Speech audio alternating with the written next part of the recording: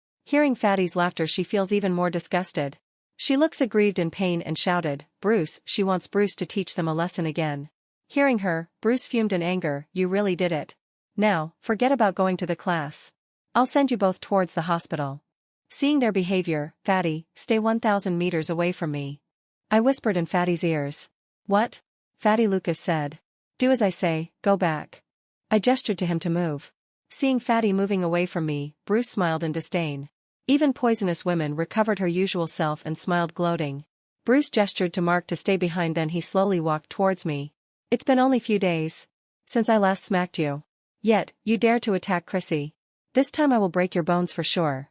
While saying that, he moved his fists towards me. Fatty's heart skips a beat seeing that. It looks like an exact replay, but only the location is somewhat different. He hopes Vincent will do alright. He hopes for a miracle to happen. Chrissy Hart and Mark Spears already predicted the result. They are waiting for Bruce's fists to land. But in the next second everything changed drastically. Seeing Bruce's fists reaching towards me, I simply called out magic spell in mind, gravity field. PFFF, PFFF, PFFF. When the gravity spell activated, a huge gravitational force exerted within the range of 500 meters. Sudden gravitational force brought 3 of them to the ground. Bruce, Chrissy and Mark planted on the ground directly. A bone-breaking sound can be heard. Seeing that they are going to die if I maintain the gravity spell any longer, I called off the spell. The spell was called off, but 3 of them fainted due to the attack. Fatty Lucas is completely gobsmacked. The only word came to his mind is, cool. The injury sustained by the 3 is so severe, it's unknown how many bones were broken. I gestured Fatty to come up. Then both of us went to our class via lift. I didn't even glance at their bodies. Both of us entered our class and sat back in our seats. Fortunately, Ms. Rivers is yet to come. It saves me some trouble. While I'm humming the tune, Fatty Lucas is acting strange. I don't know why, but I can see shock written all over his face. My gravity is up. All I need to control for a while until my enemy gets knocked down. But there is a big drawback if I fail to control my gravity field. It may take someone's life. When I think about it, I realize it's very dangerous. Once I get my first month's salary, I'll register at Claudia Gym. It is the best place for me to train and practice my mental method. While Vincent ponders it, Fatty Lucas is panicking inside. The image of the trio planted on the ground flashes before his eyes. Goodness, I hadn't expected Vincent to be heavy-handed. If something happens to them, it will surely lead to trouble. He thought to himself. But when he thought about it, Vincent asked him to stay 1,000 meters away from him. Now he realizes why, it looks like some kind of range spell. So, he doesn't have any control over it so far. Such a scary power is not easy to control. He thought to himself. Suddenly, Ms. Rivers stepped inside the class. Her expression is very unsightly. Seeing her in anger, Lucas feels a cold shiver in his spine. It's over, Fatty mumbled under his breath. I believe news must have reached her ears. I have a vague feeling in my heart. Soon I will know the real reason behind my transfer to Class A2. I need to utilize this opportunity. Clashing with A1 students is the first step. After entering inside, Ms. River immediately called out 2 students, Vincent Carey and Lucas Brad, both of you come outside for a second. She said while pointing out her fingers at them. Sure, she knows, I uttered. Then I tapped Fatty's shoulder to follow me. The students are surprised to see Ms. River's outburst. Even Palmer and Timothy's expressions were filled with surprise. Both of them came early to the class. So, they don't know the incidents caused by Vincent Carey. When Vincent and Lucas came outside, Ms. Rivers immediately confronted them. Vincent, I didn't expect this from you. She said in solemn tone, with disappointment written all over his face. Ms. Rivers, what are you talking about? I have no idea. I said. You kid, those 3 from Class A1 are getting immediate treatment for their injuries. They said you attacked them. Ms. Rivers said with a sigh, then she added, now, the Class A1 teacher is pissed off. He is currently arguing with the headmaster Collins. I didn't say anything for a moment after hearing that. At this moment, I feel it's best to not say anything. Those poisonous trio deserve the beating. Fatty Lucas stood in silence. He didn't want to face Ms. Rivers now. Beep. Beep. Beep. Ms. Rivers receives a call at this time. Seeing the call, Ms. Rivers attended without any hesitation. Hearing the voice of the person, she looks at the duo slightly then begins to answer the person. She ended the call after a couple of seconds. She saw Vincent and Lucas Brad standing like a statue. She commented, both of you come with me to the headmaster's cabin. Fatty Lucas panics hearing the headmaster's name. Ms. Rivers, what happened? We are not wrong. The students from Class A1 were the ones seeking trouble themselves. He said his opinion in one breath. Ms. Rivers halted her footsteps hearing that. She said, I don't know the real reason. The trio mentioned your name. But fortunately there is no witness for this incident. Then looking at Vincent she frowns and adds, and one more thing, if you want light punishment, do as I say. Don't refute the headmaster's words. I'll try to talk to him. But the real problem is their class teacher. Hearing her words I smiled in my heart. It's a good opportunity to see what's happening. It's truly coincident or someone deliberately put me in Class A2. Sometime later, they reached the headmaster's cabin.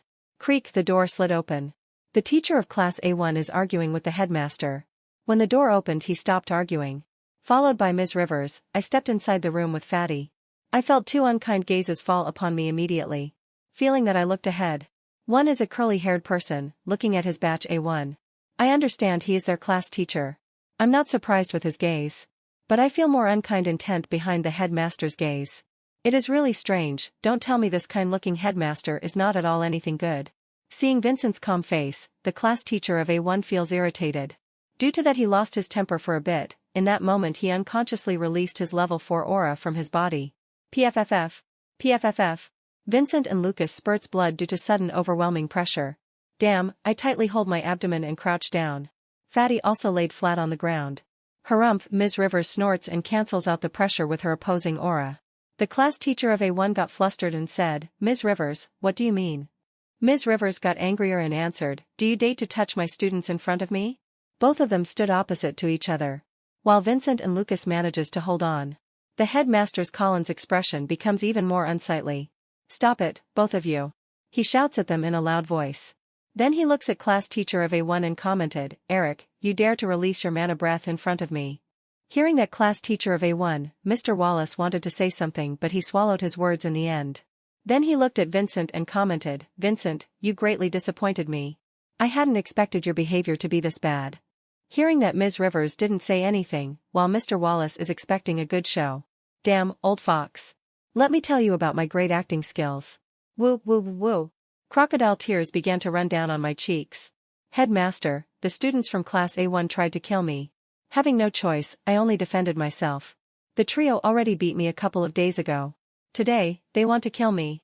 Tell me, headmaster, is it wrong to defend yourself?" I said with a painful voice, to make it more real. I begin to sob hard. For a moment the atmosphere feels strange, Fatty stunned seeing Vincent's sudden cry. Is it real or what? He questions himself. He imagined so many situations to happen. But he hadn't expected this. This is unreal. Fatty is stunned for a while. He doesn't know what to make of it. He hasn't seen this side of Vincent so far. Hearing Vincent's careful words. Ms. Rivers has a dumb expression on her face. She clearly instructed them not to say anything, and what is it now? Mr. Wallace too has a strange expression on his face. He glanced at Headmaster who had a same expression on his face. The Headmaster Collins asked, "What do you mean by this? Why they are trying to kill you?" Hearing I slowly wiped out my fake tears and answered, "Yes, Headmaster. The trio wanted me to be their lackey. But I rejected it openly. For that they got angrier and told me that apart from their class, rest of the A-ranked divisions were studying here simply to make up the numbers. So we have to obey their words." This time even Mr. Wallace believed his words. He wanted to say something but he felt an angrier glare from Ms. Rivers. Ms. Rivers completely believed his words. "Headmaster, Class A1 students really think that they are the overlord of this school. You must take severe actions. If word spread out it will ruin our reputation. Especially, it will dissatisfy major faction. You." Mr. Wallace is taken back. This is supposed to be a different situation. His bedridden students were real victims. What is going on? He screamed in his heart. Fortunately, the Headmaster Collins was also stunned for a moment. He looks at Vincent with a strange gaze. He even forgot about the bedridden students for a moment. Now he has to look at this matter seriously. If this situation is real then his headmaster's seat will be removed later. He looked at Mr. Wallace in anger and said, "Mr. Wallace. Looks like your students are really acting arrogant. Don't forget all of our students were the same until they graduated from the campus. I hope you will remind them about it seriously. Otherwise, I'll appoint someone else as Class A1 teacher." Mr. Wallace is completely dumbstruck. He is hoping to teach Class A2 people a lesson. Now he can't even refute his words. He knows about his students, they truly had an arrogant attitude because of their talent. After hearing the headmaster's words Mr. Wallace stood in silence. He doesn't have any convincing arguments to say. Shaking his head, Mr. Wallace takes a glance at Vincent Carey. This kid real or what? He thought to himself. Ms. Rivers' expression eased a little bit. She is thoroughly convinced by Vincent's words. Class A1 students bullying too much. She said to herself. The Headmaster Collins observer Vincent. This is the first time he saw Vincent in a new light. For a moment, he is in a dilemma whether Vincent is telling the truth or not. Since things came to such a turnaround. Now the earlier arguments about Vincent is invalid. As he purely defended himself from Class A1 students' attack. He is not responsible for the current situation. After arriving at the conclusion, the Headmaster Collins gestures to everyone to leave. While doing so, he slightly warned Vincent. He doesn't want the same situation to happen again. Listening to the headmaster's words everyone quietly left the cabin. Mr. Wallace is the first one to walk out. He wants to find out the real situation. So he plans to ask his bedridden students. Earlier, he didn't mind asking them about the situation. That's why after hearing Vincent's action from their mouth he directly went to the headmaster's cabin. Seeing Mr. Wallace gone, I slowly walked towards our class with Fatty and Ms. Rivers. Sorry, Vincent. I don't know such an incident happened. Hereafter, if Class A1 students find any trouble, you can contact me directly. Saying that Ms. Rivers parted ways. She has another work right now. I saw her disappearing back for a moment then I turned around and headed towards our class. Seeing that no one is around them right now, Fatty Lucas wipes out his sweat beads on his forehead. Phew. That was close. I thought the headmaster would skin us alive. Fatty Lucas muttered. He is still in shock at how things came to such an end. He side-glanced at Vincent. Thanks to Vincent's clever words, otherwise the headmaster would have given them some punishment. Others might have believed his words. But he knows Vincent's words were lies. Though those poisonous trio purposely caused us trouble, but it is not that much. Vincent adds a few more points to their words. Sigh, one thing for sure, my gravity mage friend is not at all simple. Fatty Lucas said to himself. Then both of them slowly walked towards their class. Mr. Wallace, instead of going towards his cabin, he went directly to see his students at the school clinic. Fortunately, Ms. Meryl Jade gave treatment in time. Otherwise, their condition will even worsen. He mumbled under his breath. Shaking his head, he couldn't believe the words said by the headmaster. He needs to confirm those allegations told by Vincent Carey. After reaching the clinic in a few breaths, Mr. Wallace slowly stepped inside the clinic. Inside the clinic, Ms. Meryl Jade is monitoring the situation. Chrissy Hart, Bruce Hill and Mark Spear, 3 of them undergoing treatment inside the medic chamber. Before placing them in the medic chamber, Ms. Meryl Jade already gave them first aid treatment. In first aid treatment, she used her healing magic to prevent the worsening condition of their bones and stop the bleeding. Now in secondary treatment, it will take several hours to receive. Thinking that, she sighed. Suddenly, she feels someone enter inside. She immediately walks to see the person. He is none other than their class teacher, Mr. Wallace. Seeing Ms. Meryl Jade, Mr. Wallace asked, Ms. Jade, what about my students? They are undergoing secondary treatment. It will take at least 8 hours for them to recover back to normal, she said in a solemn tone. Hearing that, Mr. Wallace's expression changed drastically. If they are unconscious, then it's impossible to confirm the situation right now. He frowns, the headmaster already warned him. He needs to go back and warn his students also. But before going back to class, he hopes for a small possibility. If the words uttered by Vincent Carey are lies and his entire expression is fake, then he will have a good chance to confront them again. But now, looking at the situation, he has no choice but to return empty-handed. After having a small conversation with Ms. Meryl Jade, he left for his class. Class A1. Mr. Wallace came to his class, confidently it's his period. After entering the class, he stood in silence for a moment. There were totally 27 students in his class right now, except 3 of them who were bedridden, making it a total strength of 30 students. These 30 students were top-notch elite students of our school. Right now he doesn't know how to open this matter. While he was pondering it, the students were surprised by his strange behavior. But none of them had a look of concern. Some students were ridiculing him silently, and some others had amusing smiles on their faces. But it's a fact that an air of arrogance covers the entire classroom. They already consider themselves as more academic students than current high school students. Feeling the gazes of the entire classroom, Mr. Wallace frowns. He saw students had a disdainful smile on their face. His earlier hesitation blew away completely. Only the headmaster's words were echoing in his ears right now. Damn, looks like Vincent Carey's entire words were true. They don't even show some respect to me. He thought to himself. How come he didn't notice this situation so far? He was blind. But now he is going to change, looking at the arrogant students of his class. He said, ahem, looks like you guys were feeling good. When he finished saying those words, he observed their surprise-filled expression. Then he added further, let me remind you something, don't think after getting into Class A1 you can do whatever you want. You still have to abide by our school rules. You can't cause harm to other students just because their talent is worse than yours. A small laughter erupted around the classroom. Mr. Wallace, what happened to you? It's unlikely that you will lecture us on how to behave. The class leader Liam said with an amusing smile on his face. Hearing his words, Mr. Wallace frowned. He answered, what is it, Liam? I'm actually saying some truthful words. I heard several complaints so far about Class A1 students' bullying behavior. And this time it even reached headmaster's ears. Hearing the class teacher's words, students came to realize. So, he got scolded by the headmaster. But now he is sulking about the matter. Liam laughed in his heart. Then Liam answered, don't worry, Mr. Wallace. We won't bully those students anymore. When he said those words, his friends let out a small chuckle behind him. Sigh, Mr. Wallace sighed. He realized it's futile to talk to them anyway, so he decided to leave it for a while. But deep in his heart he still couldn't help but worry. If his students still maintain their arrogant attitude, then the headmaster will eventually remove his seat. Shaking his head, he put these thoughts back off his mind. And beginning to conduct the lesson, he purposely hides the incident of these trio. If he is revealed now, surely they will do something later. After the class, he decided to tell the headmaster about his student's attitude. Sometimes later, Mr. Wallace informed the headmaster about his student attitude. He hopes that he won't be blamed by the headmaster if something happens.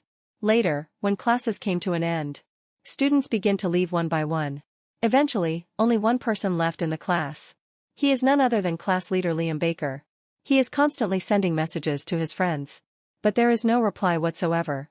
What happened to those three? He uttered with a frown on his face.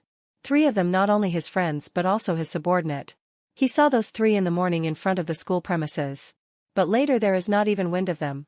While tapping his desk, he ponders how to find out what had happened. His class teacher might be the rightful person to ask. But after watching this sulking behavior, he doesn't feel good to ask him anything. Then he decided to ask around for a while before going home. After arriving at the ground floor via lift, he came across Mr. Wallace. Seeing that, he walked towards him and asked, "Class teacher, give me a second." Hearing that, Mr. Wallace halted his footsteps. He is surprised by Liam's calling. "What?" he said. He is annoyed by Liam's behavior in class. Liam didn't mind Mr. Wallace's expression. He asked, "Class teacher, I haven't seen my friends since morning." "Your friends?" Mr. Wallace frowns, then he immediately realizes. The trio were his friends. No wonder he is inquiring about them. But still, it's too late. Go to our school clinic and ask our healer Mage. Saying that, Mr. Wallace left without looking back at him. Liam is in confusion. He wonders why class teacher is telling him to visit the clinic. He wants to ask, but seeing the disappearing back of Mr. Wallace, he sighs in frustration. He is not in a hurry to go back home. So he plans to check out the clinic. "I remember, there was an old woman in charge of the clinic. I hope she not left the clinic," Liam mumbled. In a few breaths, he reaches the clinic area. He halts his footsteps and looks around for a while. There is not even a soul present in this area. For a moment, he feels this place is a little bit eerie. While shaking his head, he slowly approaches the waiting area. This place was so quiet that even his footsteps sounded loud. Liam doesn't realize this, but his footsteps was heard by Ms. Meryl Jade. After hearing the footsteps, she decides to check out the person. She is the only one in charge of this clinic. She doesn't have any assistants to help her. It might irritate others, but for her, she is glad that someone is approaching her for help. As she walks up to the waiting area, she finds a student is looking for her. "Ms. Meryl, I'm looking for my friends. Mr. Wallace told me to visit the clinic," Liam said in a polite tone. Till now, the idea that his friends were getting treatment in this clinic didn't strike his mind. That's why Ms. Meryl was surprised to hear his words. She understood Mr. Wallace didn't reveal the matter. To confirm that, she asked, "Young lad, what's your friend's name?" "Chrissy Hart, Bruce Hill and Mark Spear," Liam said. Nodding her head, she gestures to him to follow her into the monitoring room. In confusion, Liam politely follows her. Inside the monitoring room. After stepping inside the room, Liam sees 3 medic chambers in operation. Finally, at this time, a serious thought struck his mind. He hurriedly walks up to the chamber. "How could this be?" he uttered in complete disbelief. For a moment his mind is processing the details. "I saw 3 of them at the school gate this morning. How come they are injured so severe?" he said in his heart. Having been clueless, Liam looks at Ms. Meryl Jade for an answer. This old woman might know something, he thought to himself. Feeling his gaze, Ms. Meryl knows. Obviously his thoughts were seen through by her. She lets out a small sigh before answering. "Your friends got beaten up by Class A2 student, Vincent Carey," she said straightforwardly. But when it comes to Vincent Carey, he is just another student for her. So there is no thought of defending Vincent Carey in her mind. Liam is in disbelief. Apart from his Class A1, rest of the A-rank classes were filled with weak students. So it's hard for him to digest the fact that someone from Class A2 attacked his friends. While massaging his temple, he feels only from his friend's mouth can he find ins and outs on this matter. He asked, "Ms. Meryl, how long will it take for them to heal?" "Your friends will wake up after 8 hours of healing. Don't look at this green liquid as simple. These liquids were healing potions made up of several rare herbal materials," she said while pointing her fingers at the medic chamber, where green liquid can be seen clearly. Liam understands that it will take time, so he decides to come back in the morning. After thanking Ms. Meryl for taking care of his friends, he left the place. He knows not only his friends, Ms. Meryl has to stay awake all night. After leaving the school premise, his demeanor changes completely. His former arrogant self comes back. "Vincent Carey?" Liam tries to recall the person named Vincent Carey. For the past few days they have been on a monster hunting trip. He is not aware of recent major happenings in school. While scratching his head in confusion, suddenly an image of a person flashes before his mind. He is none other than Palmer, the class leader of Class A2 in name. Liam smiled. He remembers he used to beat up this person for no reason at all. Since the person named Vincent Carey is from Class A2, he decides to inquire with Palmer about him. Beep. Beep. Beep. As the call connected, Palmer attended the call with a little bit of a shaky voice. Liam? Palmer said. Hey buddy, how have you been? Liam asked. Then he further added in curiosity, and what are you up to these days? The tensed face of Palmer worsens even more after hearing his words. Images of past flashes before his eyes. He clearly knows, whenever Liam thrashed him he used to have called with him before that. Palmer's face distorts remembering that humiliation. He hadn't expected to receive a sudden call from Liam. These past few days have been so calm, that he was already used to such an atmosphere. Now he understands that they were just calm before the storm. While gritting his teeth, he answered, I'm fine Liam. It's just that I'm pleasantly surprised by your call. Snorted. Liam snorted in his heart hearing that. Palmer's words may sound nice, but he actually knows how humble of an ant he is? For a moment, Liam forgets the real reason for this call. While gently smacking his forehead he asked, Okay Palmer, I actually called you to ask about someone. Is there any person named Vincent Carey in your class? Palmer becomes quiet for a moment hearing Vincent's name. 9. After getting thrashed by Vincent Carey, he understood that he had hit an iron plate. Since then he became low-key and politely minding his own business. So right now he doesn't know whether it's good to answer him or not. Because both of them were iron plates. Though he is second generation, he knows it is not good to mess up with talented mages. They have a bright future ahead. While he is pondering, Liam is getting impatient. Palmer, he called out in an angrier tone. Palmer twitched, he knows right now there is no getting away from it. Ahem, Liam. There is actually a student named Vincent Carey in our class. He was transferred to our class recently. Palmer finally reveals about Vincent. Oh, transfer student? Liam became interested, tell me the whole story behind it. Having no other choice, Palmer reveals whatever little he knows. Starting from the second awakening session and to his recent beating. A surprise glint flashes before Liam's eyes while listening to Palmer. He is actually that strong. Then why is he in class A2? Liam said to himself. After confirming Vincent's identity, he ended the call. While massaging his temple, he thought, is the management trying to protect by transferring him to class A2? He is in anger as his mind tells him that this is the real reason. Subtaboo power is no joke. It will raise the reputation of the school if the news is publicized. After confirming it he mumbled, Vincent Carey, I want to see. How long will you hide away in class A2? He can't touch Vincent while he is studying in class A2. Like Mr. Wallace said, it will sound like bullying. He needs to wait until Vincent gets into class A1 or he can deal with him outside the school premise. Now he understood why Mr. Wallace was sulking in class this noon. He plans to confront him tomorrow. He wants to know why there is no action against Vincent. With that he left for his home. Alternatively, Palmer is having trouble in his heart after that call. He doesn't want to antagonize both of them either. He musters up his courage to tell Vincent right now. Only in this way can he have a peaceful life in school. He calls Timothy since he doesn't have contact with Vincent and his friend Lucas Brad. He plans to collect it from Timothy. Several hours ago. Why does the school server have to go down right now? I mumbled. I need to present at police headquarters in 2 hours. If I leave right now, I will eventually reach the location.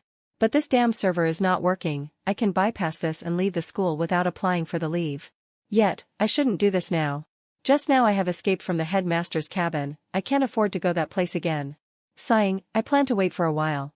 A few minutes later, success. I uttered. As my leave applications were submitted successfully. Lucas was stunned by hearing a sudden exclamation. What? You are leaving again? Lucas was surprised to see the leave application. He said in low voice, Vincent, these days you have been bunking classes very often. I smiled and patted Fatty's shoulder. Common, you are a good friend of mine. You should help me by writing notes for me. After saying that, I left the school. After leaving the school premise, I hopped into an air car to reach the train station. Today morning, I successfully got some money from my mum. I don't know whether it's a miracle or what. She gave me money without asking for a reason. I feel slightly bad for hiding such matters from them. Several minutes later, the air car lands near the train station. After paying the driver, I hurriedly went towards the ticket counter to reach the headquarters. The city is so huge that we need train transport to reach from one point to another. My home is at one end near the school. And the headquarters is situated at the exact opposite end. Without a train it's difficult to reach the spot in time. After getting the train ticket I boarded the train in a few minutes. I hope to reach the headquarters before the said time.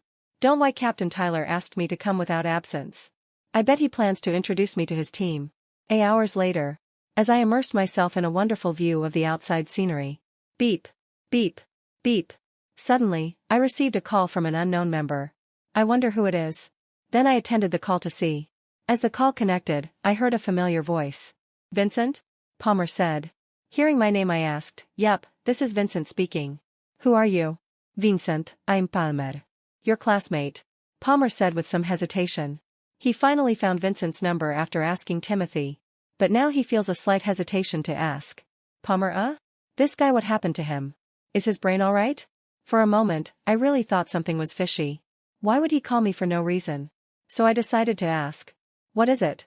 Palmer, I said. Vincent, I need to tell you something important. Liam asked me about you. Palmer said with a worry. He hopes Vincent won't blame him for revealing. Liam, who is Liam? I asked. This name sounds new.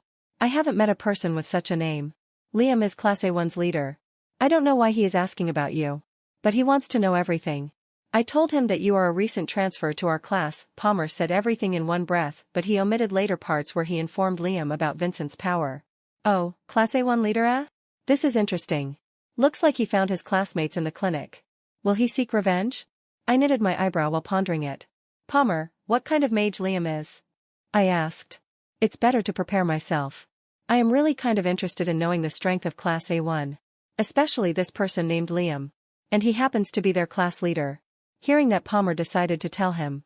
He is clearly aware of Liam's power. He said, Liam is a weapon mage. His weapon is the bronze axe. Like you, he is also having middle-low level talent.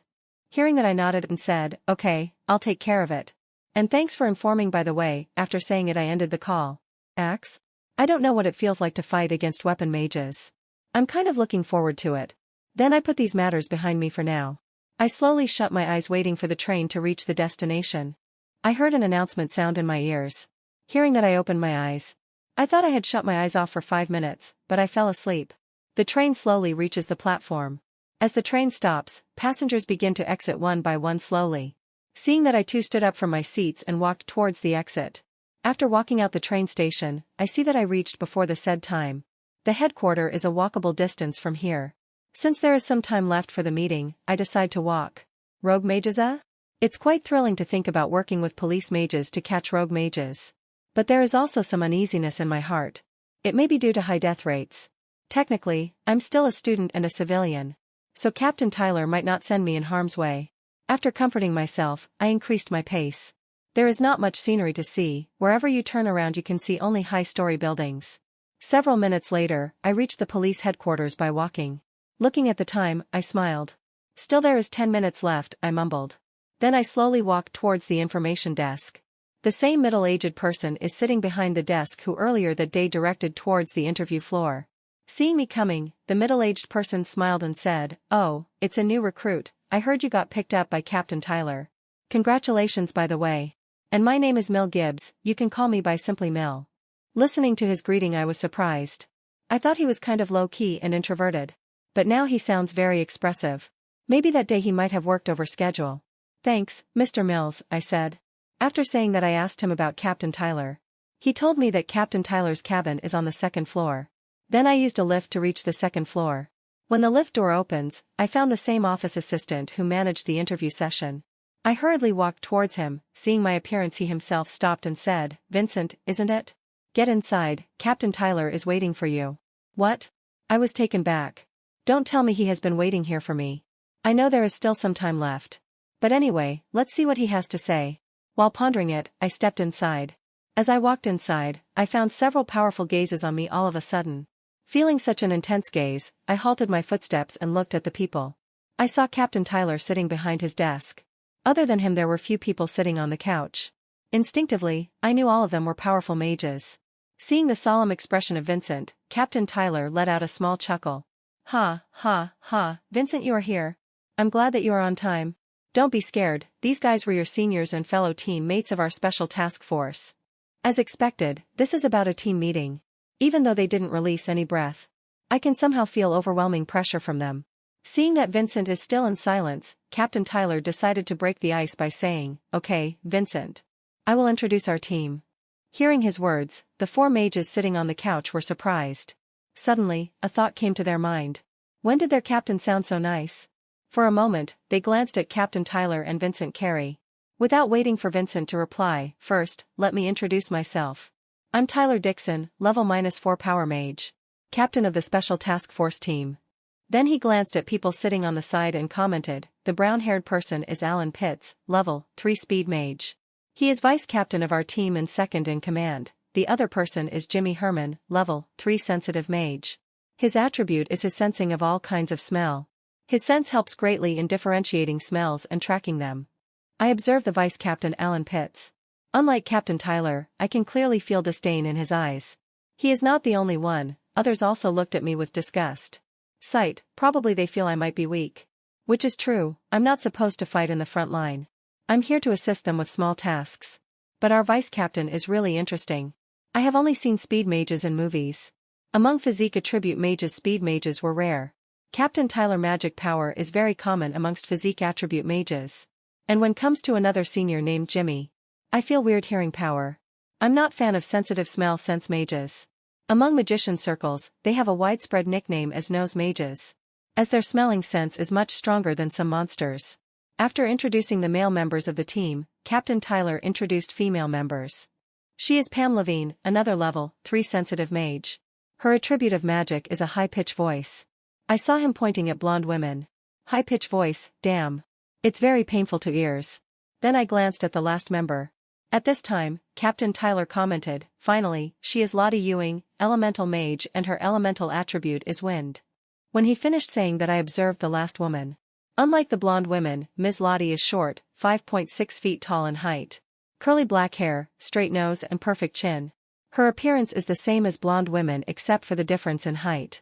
After understanding their ability, one word comes to mind. Damn. Except Ms. Lottie, the team is full of physique attribute mages. Power, speed, smell and voice. The only missing power is hearing. Seeing that Captain is still looking at me, I know it's my time to introduce myself. But seeing the team members, it's clear that they are not interested to know about me. Harumph, they still don't know that I can kill them with ease. Nose mage and voice mage, their physique is very weak. I don't think they handle my gravity power.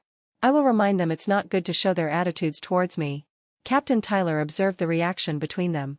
He instinctively knew his team members did not feel good about Vincent. He sighed in his heart, they don't know how scary the kid talent is. And his faction is not some small random organization. Cough, cough, Captain Tyler broke the ice by coughing. Then he decided to introduce Vincent to others. Everyone meet our new part-timer. He is Vincent Carey, level 1 gravity mage. And he is a high school student. Captain Tyler introduced Vincent in a short and sweet way.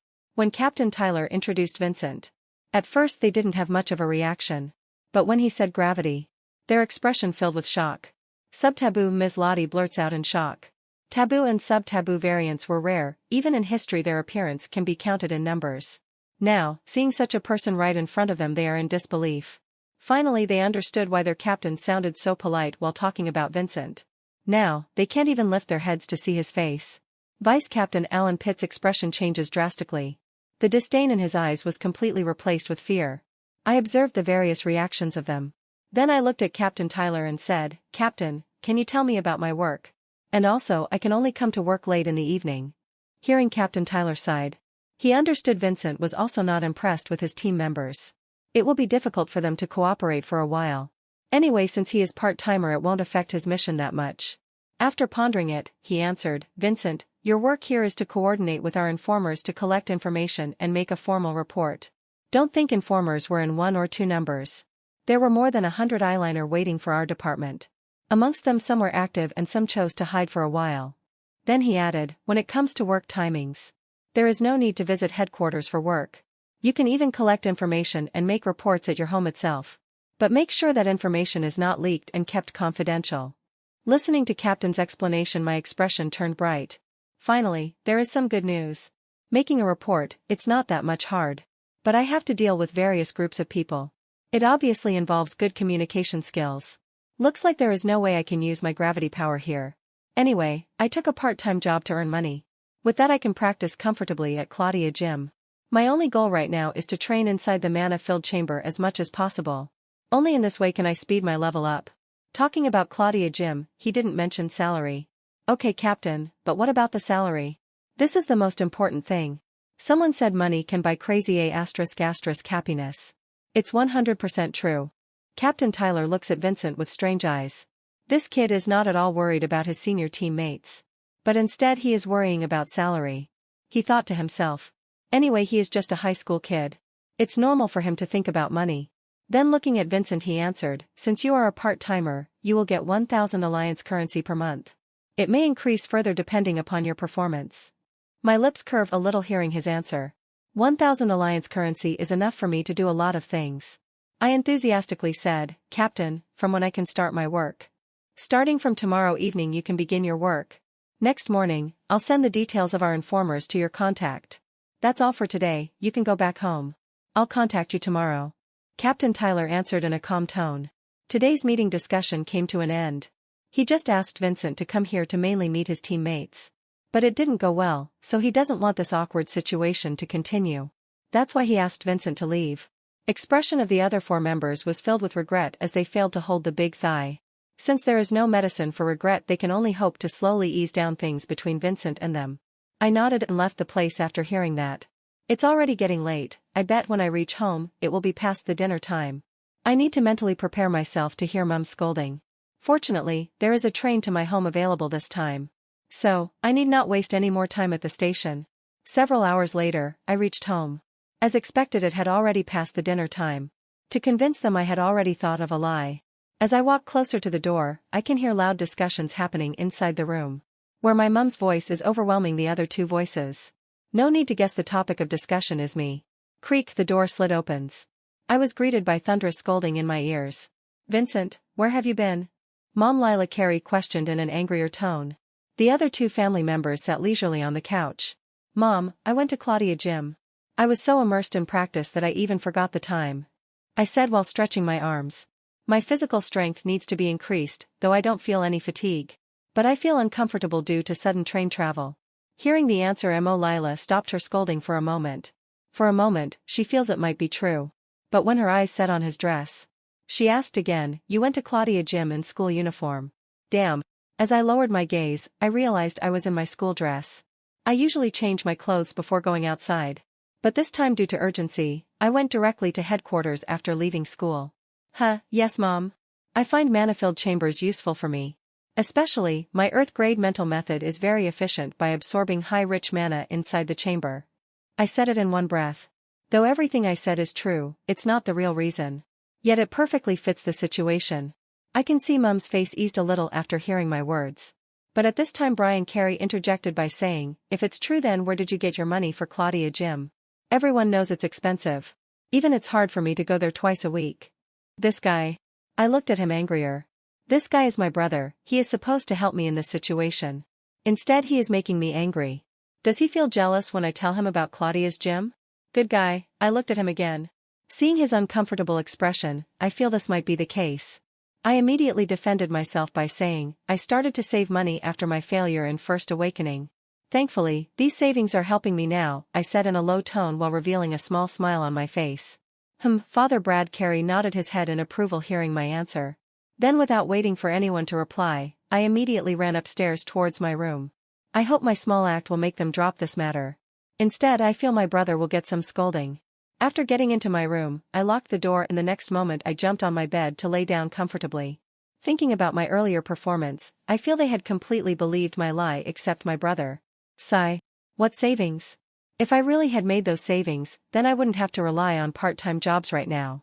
After my failure in my First Awakening 2 years ago, I had spent my entire savings on fast food, snacks and drinks. My whole life revolved around binge watching at that time. I totally become non-existent and low-key. Thank goodness, my fortunes have turned around this year. I don't have to go back to that kind of life anymore. At this time and downstairs, when Vincent walked away from them towards his room, Mom Lila Carey clearly pissed off watching her first son Brian. She clearly remembered those days when Vincent was broken. Even they too felt pain thinking about his future. At that they were really scared by thinking Vincent won't be able to awaken his power forever. Fortunately things have changed now. Looking at her son she said, Brian, you really said too much. Did you forget what happened in those days? She is disappointed with Brian's thinking. Brian stunned hearing his mom scolding. Mom, I was just asking casually. Brian tries to convince her. But she snorted and walked towards the kitchen. Seeing that, Brian called out, Mom? But she didn't answer. Brian turned around and asked his father, Dad? What's wrong with my question? I have never seen him saving any money. Don't you think it's a lie? Brian thought his father might be the best person to reason.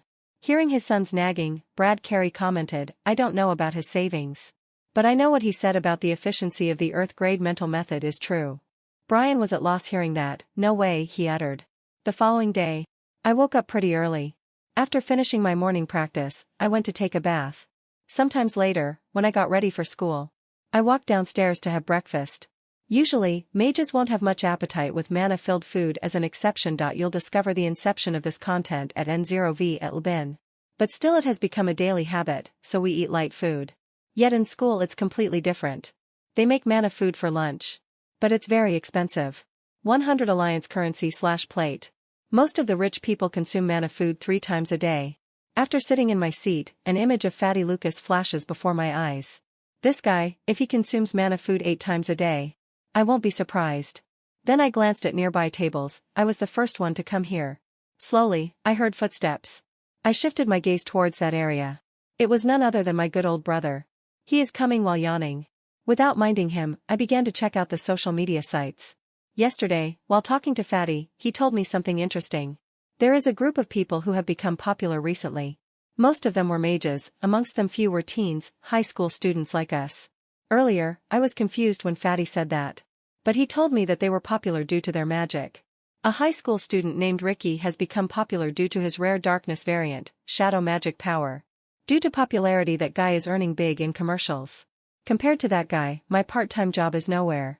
But my gravity power is no less than his shadow magic. While pondering, I begin to surf. But at this time, cough, cough, Father Brad Carey joins for breakfast. Seeing that all of them came, Mom Lila Carey began to serve. While eating, they didn't bring yesterday's topic to the table. Lila Carey's eyes filled with worry. Yesterday she urged Vincent many times to eat some before sleeping. But Vincent refused. But now, looking at him eating food without any worry, her expression eased down a little bit. After finishing my plate, I bid bye to Mum and Dad before going to school. Several minutes later, I reached the school premise. Seeing the school gate, images of those 3 flashes before my eyes. I don't know whether they had recovered or not, I mumbled under my breath while stepping inside the school. While walking, I called Fatty. Usually Lucas would wait for me at the school gate. But there is no silhouette of him. What happened? As I'm pondering it, the call is connected. I asked, "Lucas, where are you?" "Ahem, Vincent, I'm on leave today." Fatty Lucas said with somewhat hesitation in his mind. "Leave?" I'm surprised to hear this from Fatty. Then I thought about something. Don't tell me he didn't plan to come due to yesterday's incident. "Lucas, are you scared?" I said with a smile. Fatty Lucas's heart skips a beat from the other end of the call. It was true that he didn't go to school due to fear of facing Class A1 students. He has seen Vincent's power beforehand. So, he is not at all worried about Vincent. But instead he is quite sure about himself that without a mental method he won't have any fighting chance facing Class A1 students. Seeing Fatty's silence on this matter, I believed my assumption was true. It would be good if he gets his mental method from his organization as soon as possible. While sighing, I said, "Lucas, get mental method ASAP." After saying that, I ended the call. Fatty is a cowardly cat. I'm sure, once he gets his mental method, it will boost his confidence. Shaking my head, I head towards the class. Along with me, there were other A-rank division students such as A3 and A5. Since I'm not that famous yet, no one bothered me. But it will change, once the news spreads later. After reaching the A-rank division block, I used the lift to reach the A2 floor. It's going to be boring without Fatty, but I'm eager to see that guy named Liam. When I entered the class, my classmates behaved as usual. After glancing at them for a second, I sat in my seat. Suddenly, a person walked towards me. I raised my eyebrows. I didn't expect Palmer to take the initiative to meet me. Seeing Vincent has a calm and indifferent attitude, Palmer has a complicated expression. He doesn't know how well prepared Vincent is? "Vincent?" Palmer said with hesitation. "What is it? Do you want something?" I said. This guy, after giving me some hints yesterday, he thinks he can get along with me. What is a second-generation rich? Harumph, he is not the same as Lucas. Palmer is getting frustrated by watching Vincent. He doesn't even give me a face. He thought to himself. Just wait until Liam faces him, I want to see whether he is going to maintain his indifferent attitude then. Palmer turned around and went back to his seat. He had enough with Vincent. Soon, the remaining students entered the class one by one. Including, Timothy, who sat beside Palmer, was surprised to see him in anger. Especially, in morning itself. He didn't want to ask him about it. Once he opens his mouth, he is sure that Palmer will take out his anger on him. So he is quietly minding his own business. Then he glanced at Vincent for no reason. Ever since that combat class, people were subconsciously beginning to think of Vincent as their class leader. While Class A2's environment is calm as usual, Class A1's atmosphere is rather tense. Liam came to the class pretty much earlier than his classmates today. Instead of going to Class A2, he decided to reveal this matter to the entire class first. He doesn't know why Mr. Wallace didn't reveal this matter yesterday. But after watching his friend's injury, he can't wait to tell everyone. Not only revealing this incident to everyone, he plans to beat up Class A2 students. This will be a good lesson for anyone who stands against Class A1. Liam is standing in front of the board, facing the entire class. From time to time, students began to come in and take their seats. So far none of them went ahead to ask him. It's not because they are scared. None of them were interested in what he was up to. Unlike other classes where the strongest among students is selected as their leader. Here in Class A1 it's entirely different, everyone here is strong. And there are students who are stronger than Liam in this class. They see the class leader's responsibility as extra work. So seeing Liam is standing like a clown, they are quite amused. Suddenly, a silhouette entered the class. Seeing that person, Liam stepped back a little. The new student name is Frank Lambert. He is one of those students who is quite stronger than Liam. They have their own circle and friends. Seeing Liam blocking his way, a strange light flashes before his eyes. What is this moron doing? He sneered. After seeing Liam stepped back voluntarily. He snorted and didn't pursue this matter. Frank then went towards his seat. Soon, he is surrounded by his circle of friends. Where he is the leader amongst them. Seeing his group of friends, he asked, "What is he doing?" Perceiving his gaze, everyone looks at Liam. Like Frank, they are also clueless about it. Maybe Mr. Wallace might have told him to do something. One of his friends said at this time. He too thinks that might be that case. Nodding his head, Frank decided to wait and watch for a while. Frank is ranked 4th among strongest students in the class. A few seconds later, another silhouette entered the class. This time it's a woman. Her name is Victoria Shields. When she entered the room, everyone's gaze set on her. Because she is the 3rd strongest person in class. While Liam is at 10th. Liam gulped his saliva seeing Victoria. Should I say it or not? He thought to himself. One after another power weights entering the class.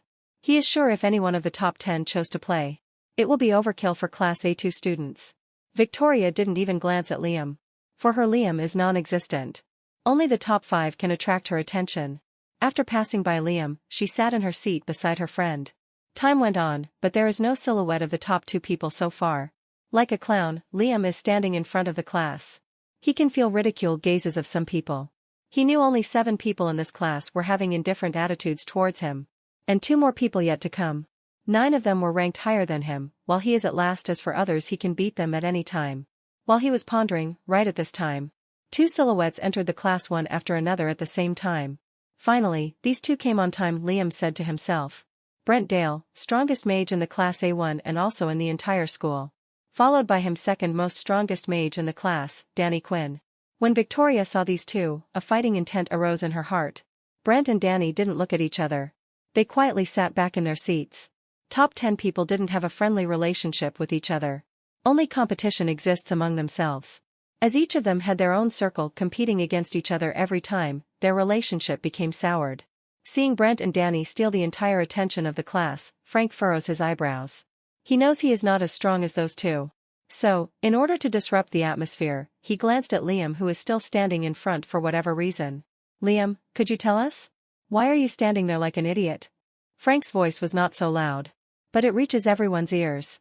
Finally they begin to notice Liam's behavior, including top 3 mages. Suddenly, everyone began to murmur among themselves. Since Liam is 10th strongest mage, only people were above him will dare to ask. Liam takes back hearing Frank's sudden question. On normal days, this guy doesn't even look at me. What happened now? Feeling strange. Liam is glad that at least someone asked him. Feeling everyone's gaze, Liam opened his mouth to say, "Everyone, I have to tell you something. Chrissy, Bruce and Mage were beaten up by Class A2 students. Due to severe injury they were undergoing treatment in our school clinic." When he said that, a loud exclamation broke out. What? Harumph, trash, Frank said with a disdain. He wondered what this fuss was all about. It turns out to be like this. His friends also chuckled hearing that. Victoria feels disgust hearing his words. Not only her female friends were also looking at Liam with annoyance. Brent and Danny didn't even bother to react. These 2 were in different leagues.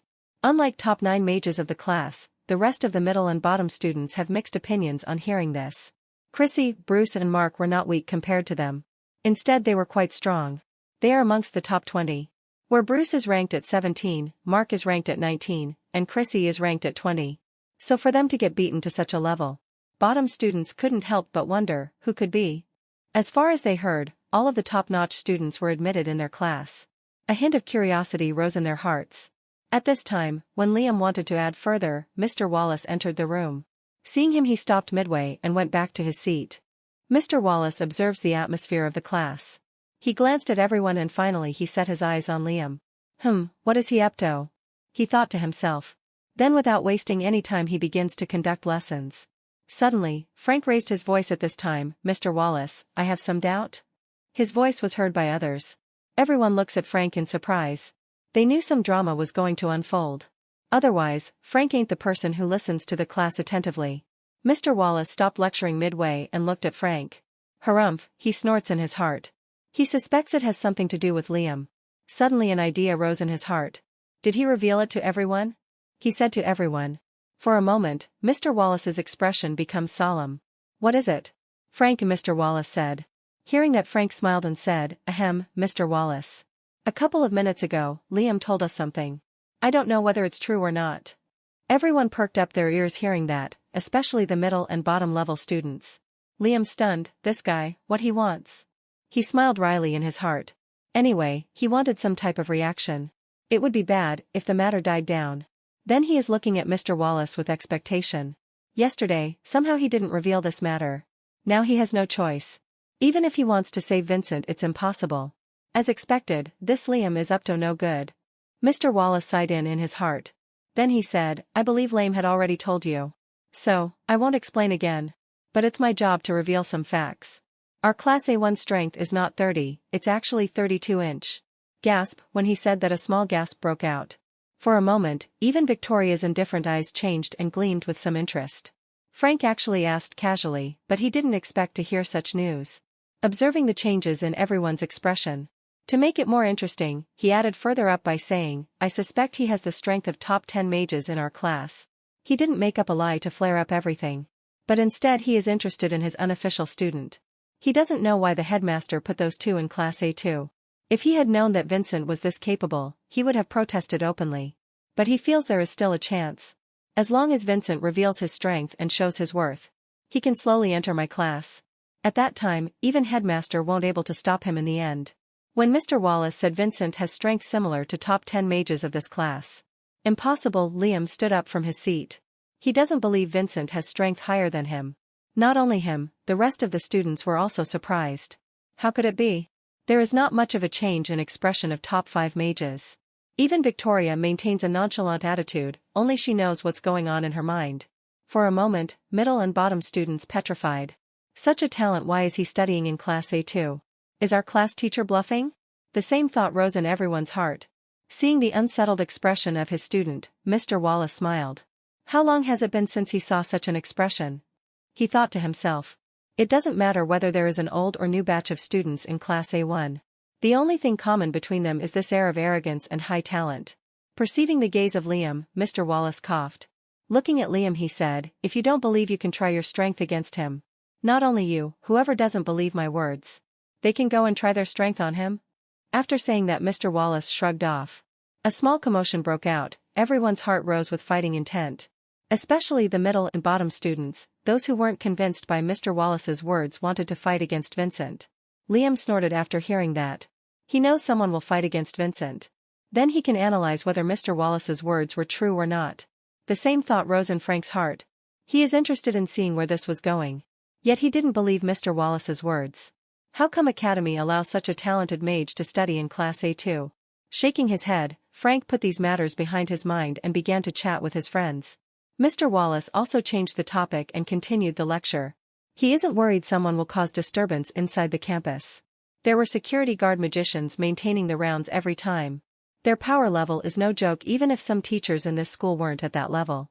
So he knows there won't be any killing inside the campus. The classes were going on in Class A2. It's a bit troublesome, I have to write entire notes. These days Fatty is the one who has been writing notes for me. But now without him, I'm not used to this headache. I raised my eyebrows and found that not everyone writes notes sincerely. I need to find someone who can write notes for me in Fatty's absence, I mumbled under my breath. After making up my mind, I decided to observe everyone for a few more classes. Then I'll choose someone in the end. With that I smiled and continued to write notes slowly. Time progresses. Eventually lunchtime comes. Damn, who invented these things? I feel like my fingers broke while writing notes. One by one students went out to eat some lunch. I stretched my hands a few more times before going out to have lunch. When I walked to the cafeteria, I saw it was crowded with people. I furrowed my eyebrows feeling slight irritation. There are 4 canteens in our rank block. But one of the cafeterias is entirely occupied by Class A1. Rest of the 3 cafeterias are shared by 5 other classes. I uttered while wondering why this Class A2 is useless. Talking about strength, mages in Class A2 were comparable to Class A1. And they were slightly better than Class A3. Image of a person flashes before my eyes. That Palmer is quite scared of Liam. I wonder if he is at the main cafeteria. Anyway, I'm hungry. No one said that I can't have lunch at the main cafeteria. I walked towards the main cafeteria after making up my mind. The main cafeteria is located slightly opposite to this cafeteria. After walking a few more distances, I reached the main cafeteria. Sound of laughter and chatting can be heard clearly. People were having trouble eating at that cafeteria. Literally, they have to hurry up to eat the food. Otherwise the food will be emptied in no time. Here there are scumbags living their life. I mumbled under my breath, while stepping inside the cafeteria.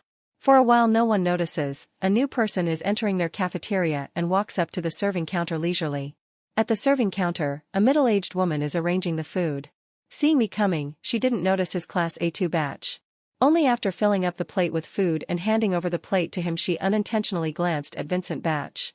A tremor set up in her heart, she stopped midway. Seeing her hand is trembling up, I took the food plate from her hand and said, "What a nice aroma, it's even better than common cafeterias." After grabbing the plate, I choose an empty spot to eat. Class A1 has a strength of 30 students. Right now there were 20 people having lunch. They were immersed in their conversation. By chatting and laughing they didn't even notice the presence of Vincent. After smelling the aroma, I couldn't wait to gobble up the entire food. I suspect there is a difference in food's quality of food distributed at the cafeteria. To confirm it, I begin to eat.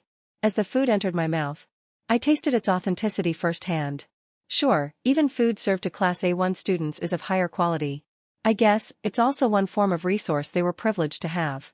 I mumbled under my breath. My mood worsens after confirming it. But the taste of food makes me forget for a while. Then I continued to eat the food.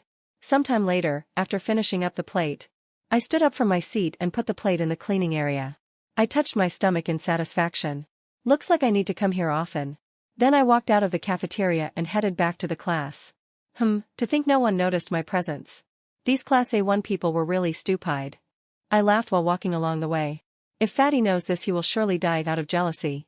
Ha, ha, ha, and what's up with that woman? Her hand is literally trembling due to fear. It's the first time I saw her. Then why this reaction? It only sums up there is some evil in Class A1.